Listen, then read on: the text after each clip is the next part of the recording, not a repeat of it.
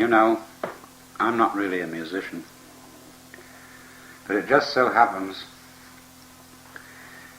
that I have in front of me a fabulous instrument which the Japanese call koto. I suppose it would be best described as a table harp. A long instrument, stringed with bridges, horizontal harp.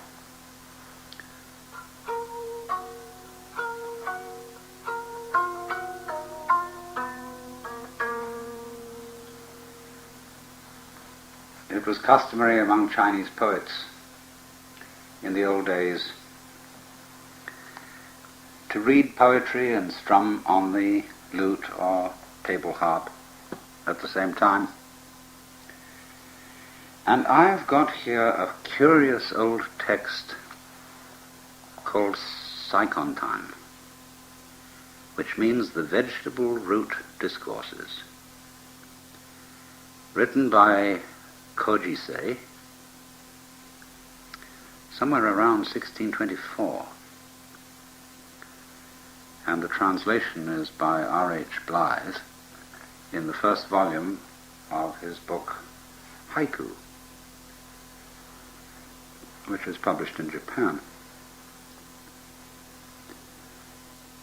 And I thought I'd like to read some of this to you. And to get into the right mood, I suggest that you try to become a little stupid. That is to say, childlike, as if you hardly knew how to talk and didn't really know very much about anything that's going on. Just listen as you would listen to the wind.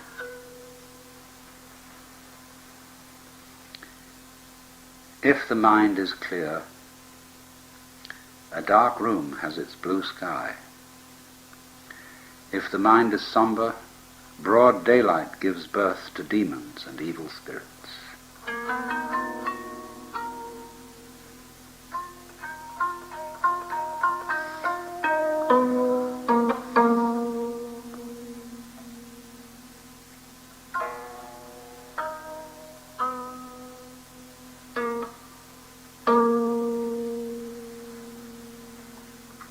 The just man has no mind to seek happiness. Heaven, therefore, because of this mindlessness, opens its inmost heart. The bad man busies himself with avoiding misfortunes. Heaven, therefore, confounds him for this desire. How unsearchable are the ways of heaven, how useless the wisdom of men.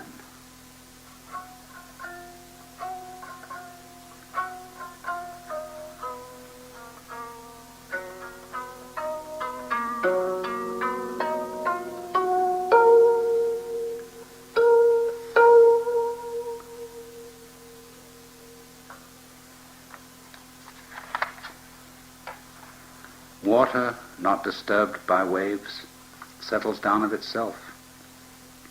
A mirror, not covered with dust, is clear and bright. The mind should be like this. When what beclouds it passes away, its brightness appears. Happiness must not be sought for. When what disturbs passes away, happiness comes of itself.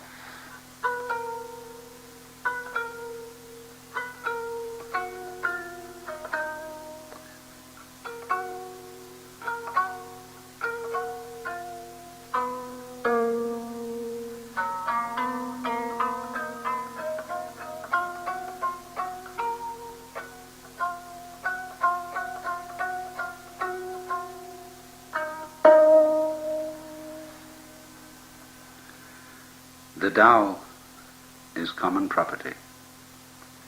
It should be pointed out to all we meet. Learning is as ordinary as eating rice at home. According to the circumstances, it should be applied circumspectly.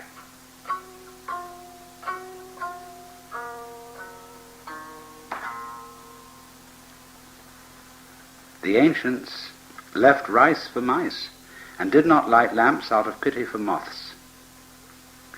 These thoughts of theirs are the operation point of humanity in life. Lacking this, a man is a mere earthman, a wooden body.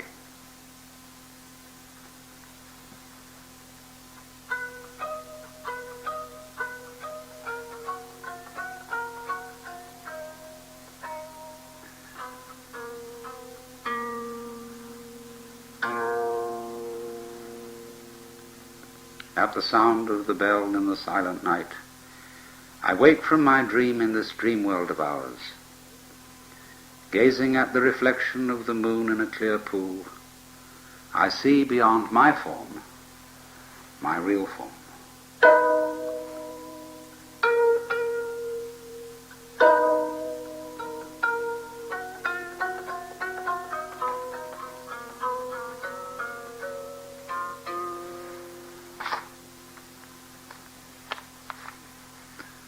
The song of birds,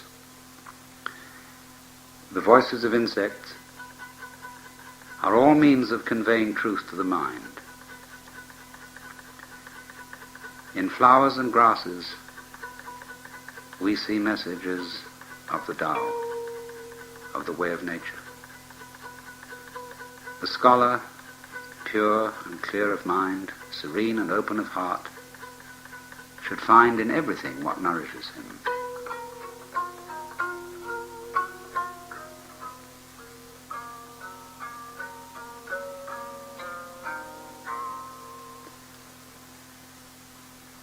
Men know how to read printed books. They do not know how to read the unprinted ones. They can play on a stringed harp, but not on a stringless one, applying themselves to the superficial instead of the profound. How should they understand music or poetry?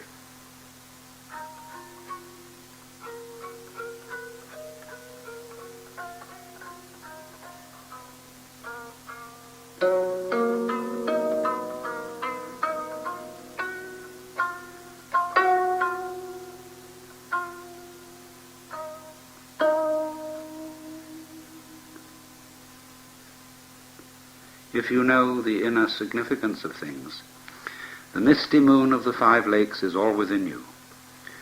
If you understand the activity of human phenomena, the heroism and nobility of the great men of all ages is in your grasp.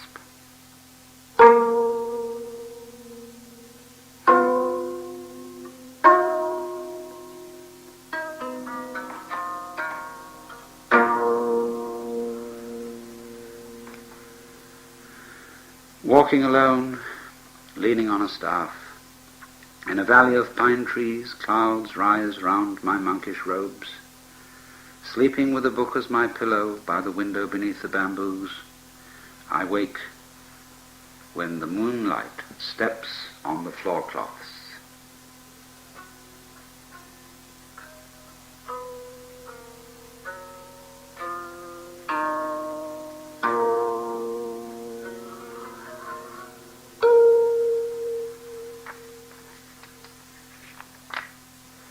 A solitary cloud comes out of a mountain cave.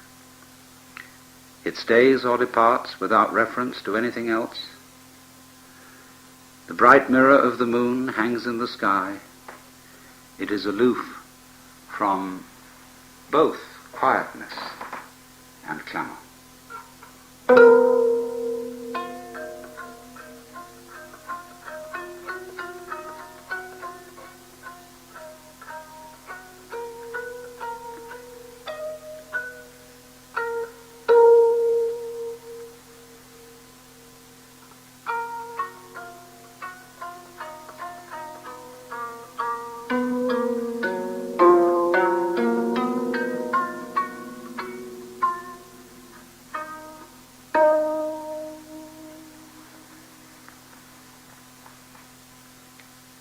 The Zen sect says, when you are hungry, eat. When you are weary, sleep. Poetry aims at the description in common language of beautiful scenery. The sublime is contained in the ordinary, the hardest in the easiest. What is self-conscious and ulterior is far from the truth. What is mindless is near.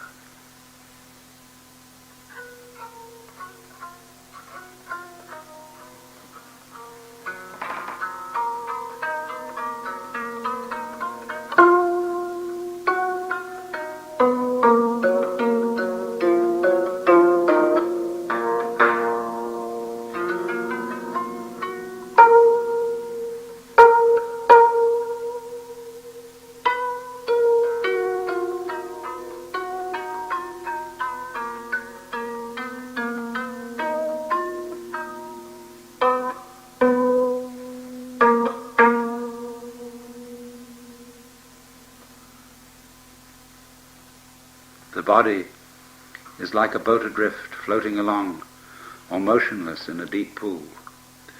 The mind is like a piece of burnt wood. What matters if it is split fuel or varnished with scented lacquer?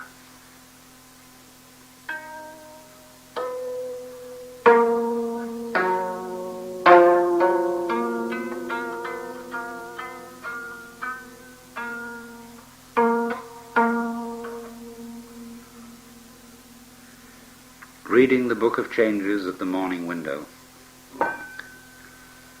I rub a vermilion stick of ink in the dew that drips from the pine trees. Discussing the sutras with a visitor, the sound of the wooden clapper is borne away on the wind from the bamboos.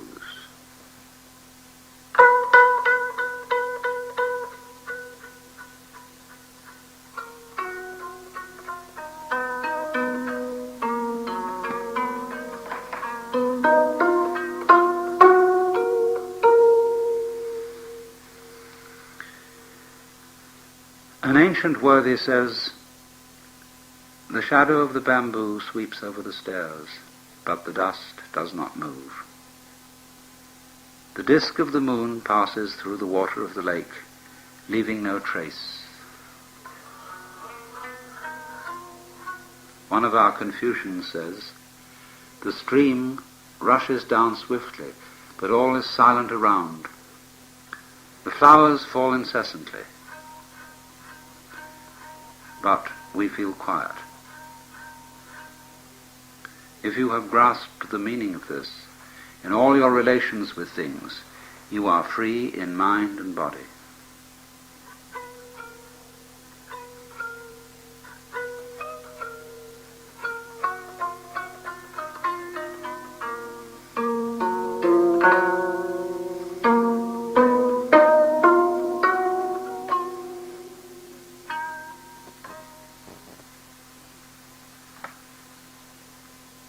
If your heart is without stormy waves, everywhere are blue mountains and green trees. If our real nature is creative like nature itself, wherever we may be, we see that all things are free like sporting fishes and circling kites.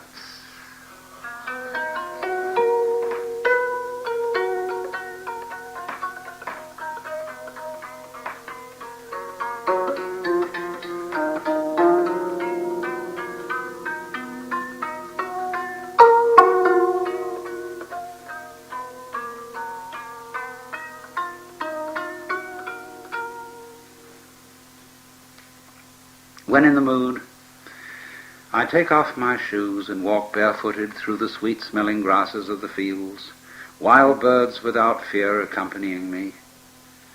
My heart at one with nature, I loosen my shirt as I sit absorbed beneath the falling petals, while the clouds silently enfold me, as if wishing to keep me there.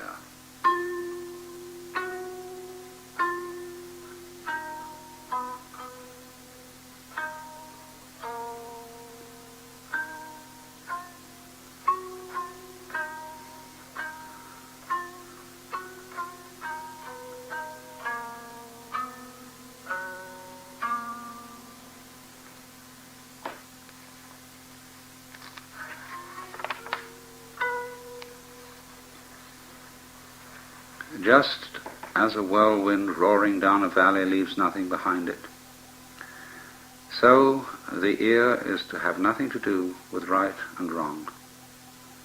Just as the moon only reflects its light in a pool, so the mind, empty and unattached, does not know itself and the outside world as two things.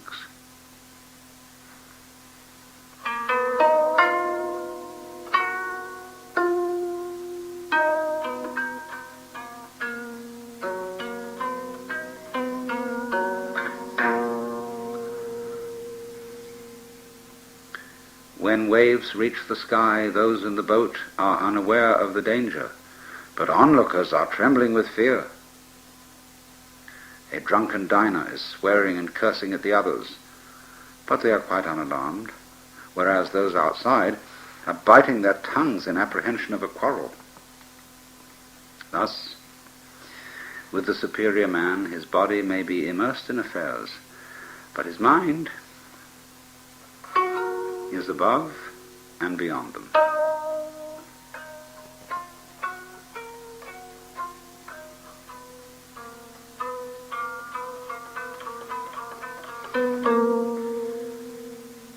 Though my tea is not the very best, the pot is never dry. My wine is not exquisite, but the barrel is not empty. My plain lute, though stringless, is always in tune. My short flute, though a formless one, suits me well.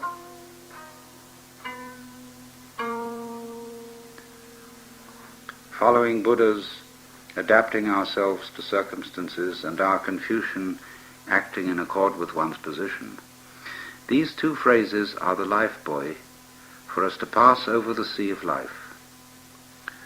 The paths of life are illimitable.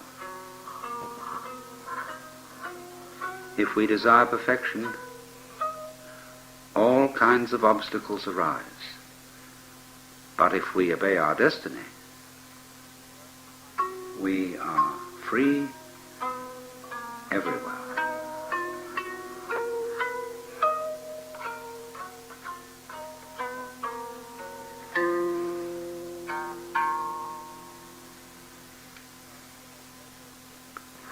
The following are verses from a book called Zenrin Kushu,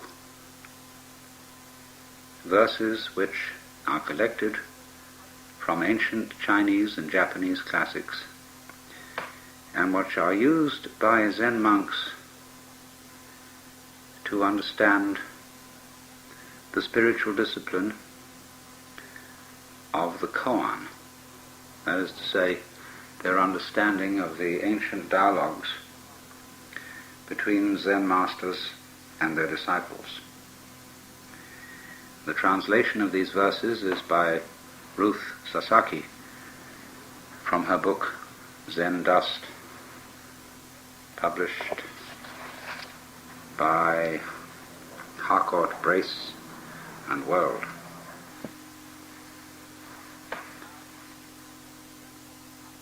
The cold kills you with cold.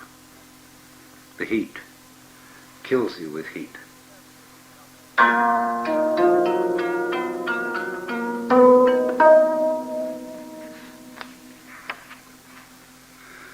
Above, there isn't a piece of tile to cover his head. Below, there isn't an inch of earth for him to stand on.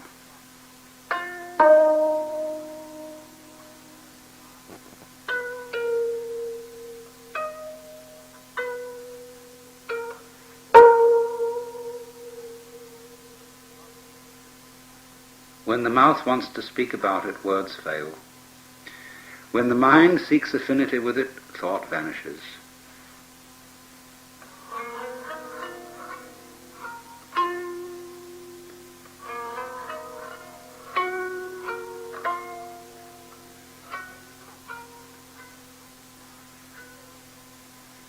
Sun and moon cannot illuminate it completely. Heaven and earth cannot cover it entirely.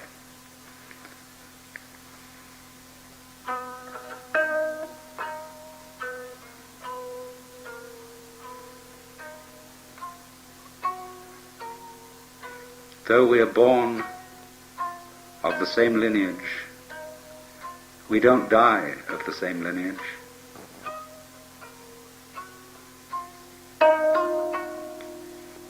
When we are reviling one another, you may give me tit for tat. When we are spitting at one another, you may spew me with slobber.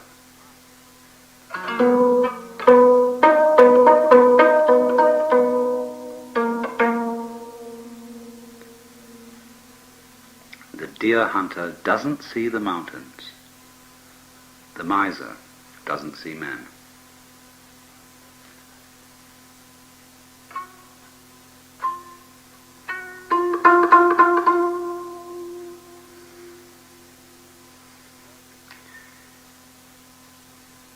Last year's poverty was not real poverty. But this year's poverty is poverty indeed.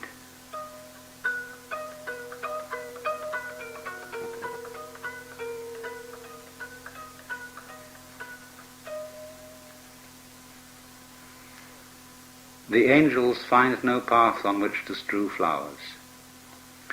The heretics, secretly spying, find nothing to see.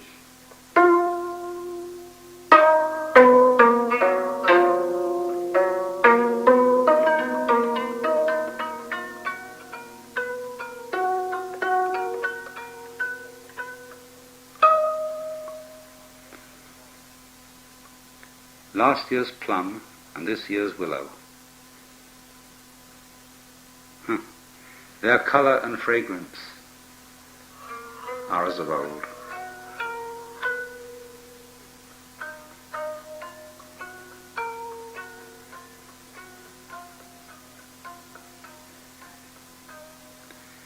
At the limits of heaven, the sun rises and the moon sets.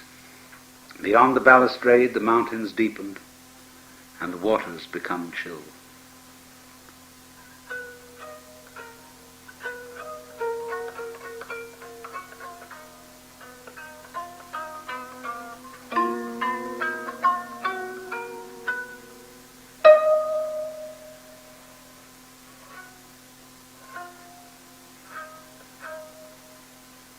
He sees only the winding of the stream and the twisting of the path. He does not know that already he is in the land of the immortals.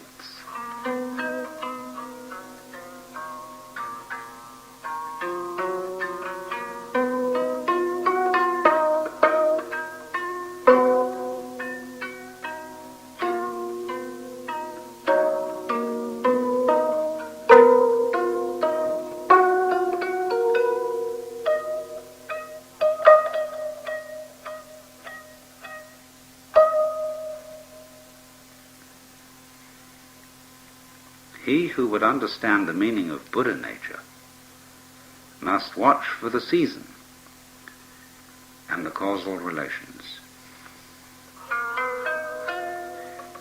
Every voice is the voice of Buddha. Every form is the Buddha form.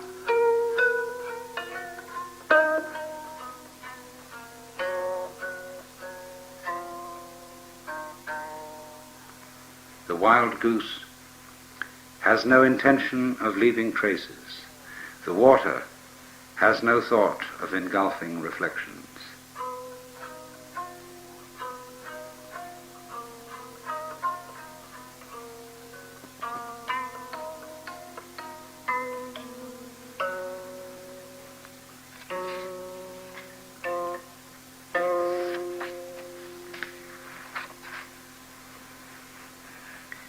The instant you speak about a thing, you miss the mark.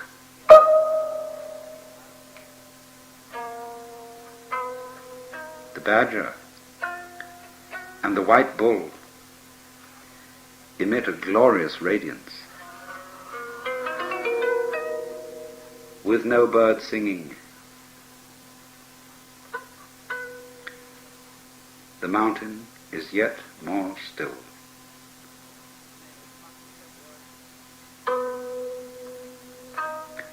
In the spring beyond time, the withered tree flowers.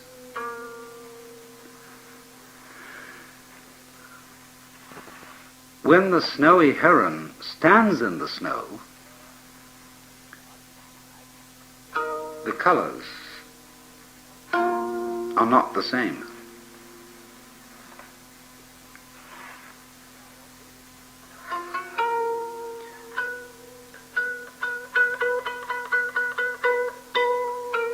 A pair of monkeys are reaching for the moon in the water.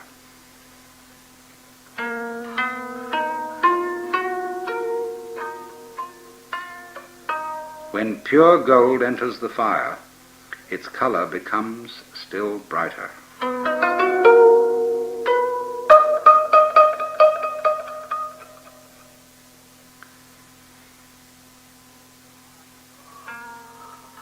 Endlessly rise the distant mountains. Blue, heaped upon blue. You must see for yourself the reed flowers drenched in moonlight.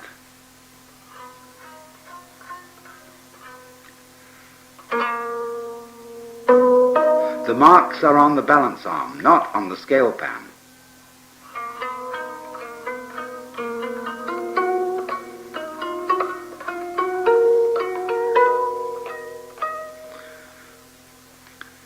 Water from the edge of the bamboos flows out refreshing. Breeze from the heart of the flowers passes by, fragrant.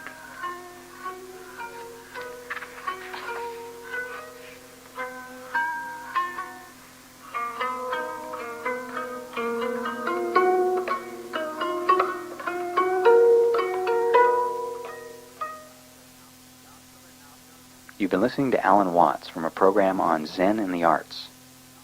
For information on how to obtain the radio program on cassette tape, call 1-800-969-2887. Or you can write to the Electronic University, P.O. Box 2309, San Anselmo, California, 94979. When you call or write, please indicate the name of your local station, and you heard a program on Zen and the Arts. Again, the phone number is 1-800-969-2887. That's 1-800-WO-WATTS.